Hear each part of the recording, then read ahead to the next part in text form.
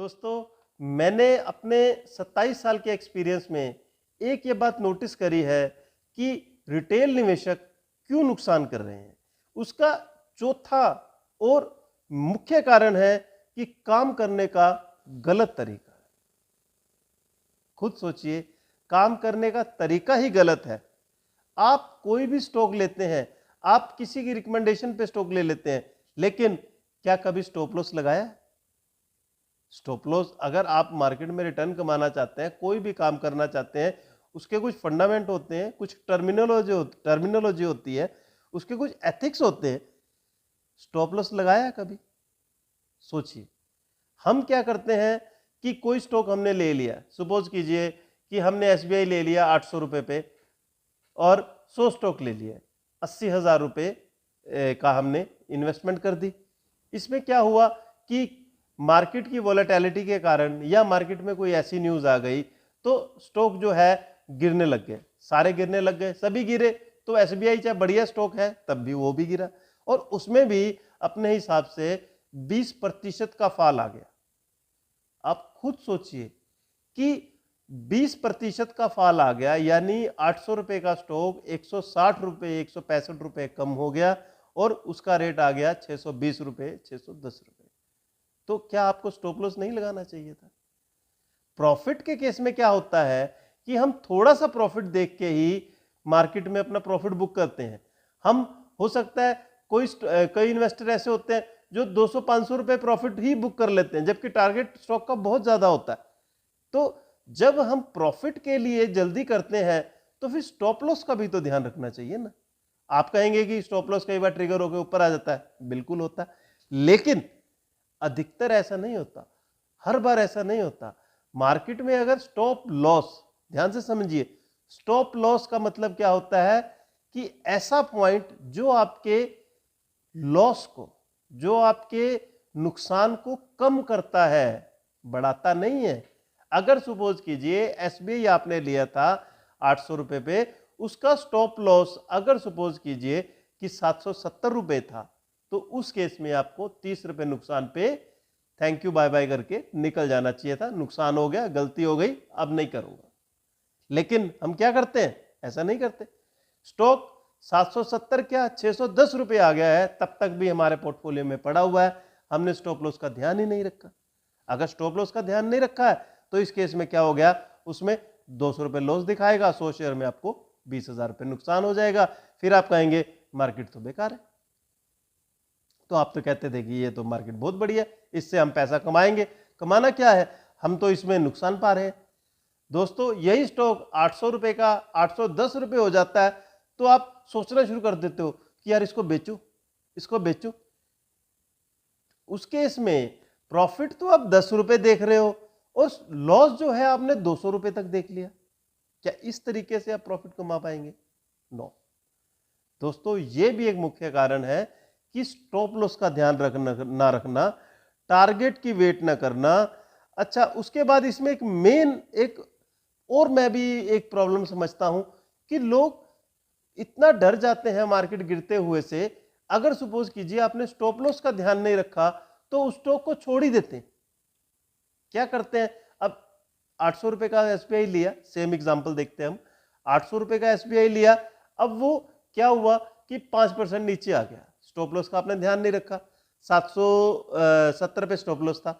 उस केस में क्या हुआ, 5% नीचे आने से 40 रुपए नीचे आ गए। या तो आप 760 रुपए पे स्टॉप लॉस ट्रिगर हो जाए, उससे आप निकल जाओ। अदरवाइज क्या करो, वहां पे थोड़ी सी स्टेप बाइंग करो।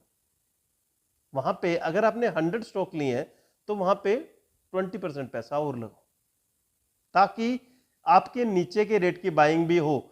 अगर सपोज कीजिए आपने स्टॉप लॉस नहीं लिया है तो फिर क्या पता 760 से स्टॉक आगे रिकवर हो जाए। चलो, आपने वहां पे क्या किया कि स्टेप बाइंग नहीं करी और स्टॉक और नीचे आ गया, फिर उसके बाद स्टॉक आ गया 705 रुपए पे। उस केस में भी आपको वहां पे बाइंग करनी चाहिए। अगर आपने एक विश्वास रख के स्टॉक लिया है तो स्टेप बाइंग भी करनी चाहिए।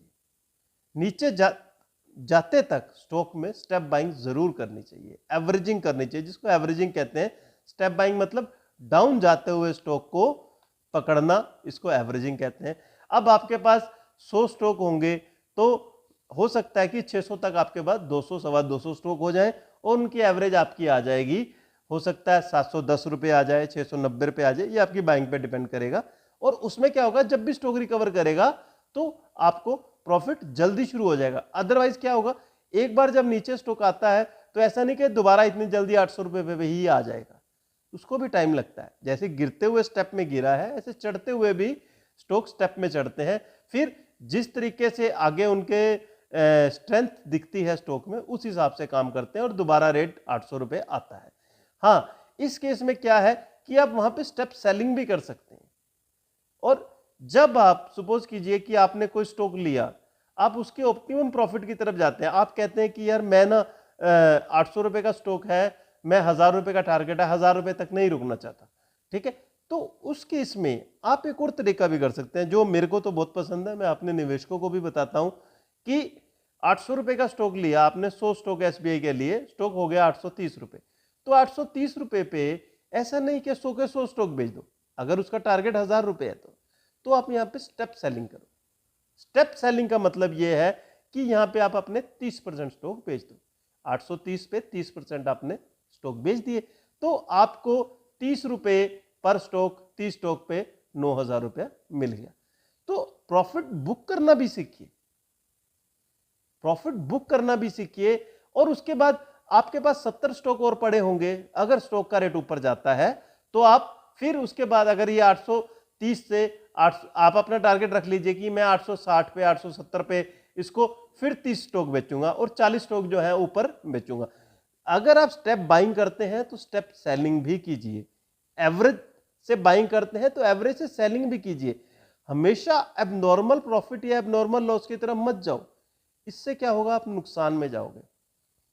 यही मैंने बताया, ना ओवर ग्रीड करो ना ओवर फियर करो। तो काम करने का जो गलत तरीका है उसको भी बदलिए, आप बदल के देखिए। शुरू में आपको थोड़ा सा वो होगा कि मेरे स्टॉप लॉस ट्रिगर हो जाते हैं, लेकिन बाद में ये चीजें आपको फायदा देगी। खुद सोचिए कि अगर आपने इसका स्टॉप लॉस लिया होता, 800 रुपए का स्टॉक है और 770 पे स्टॉप लॉस खत्म हो जाए और उसमें 30 रुपए का नुकसान देके आप 3000 रुपए लॉस देके आप थैंक यू वेरी मच कर लेते, तो अगर स्टॉक 600 रुपए था तो आपको 170 रुपए का फायदा भी तो हुआ। अगर आप रुके रहते तो 3000 दे दिए, ठीक किया, वरना 17000 और देते। तो एवरेज भी कीजिए, स्टेप बाइंग भी कीजिए और स्टेप सेलिंग भी कीजिए। ये जो तरीका है धीरे धीरे समझ आता है, लेकिन लोग एथिक्स पे काम नहीं करते, ओवर ग्रीड और ओवर फियर में जाके वो नुकसान करते हैं।